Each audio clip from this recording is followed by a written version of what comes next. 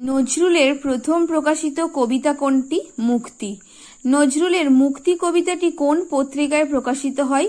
1919 খ্রিস্টাব্দে বঙ্গীয় মুসলমান সাহিত্য পত্রিকায়।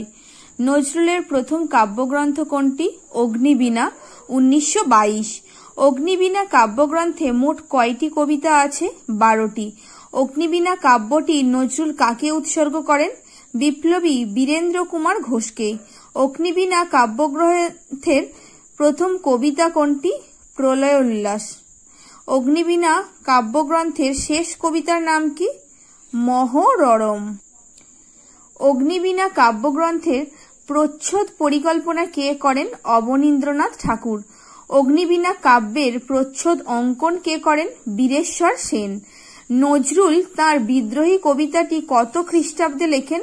1921 খ্রিস্টাব্দে। নজরুল বিদ্রোহ কবিতাটি কোথায় বসে লেখেন? কলকাতার 3/4 তালতলা লেনের বাড়িতে।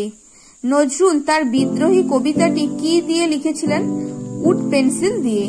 বিদ্রোহী কবিতার প্রথম শ্রোতা কে ছিলেন?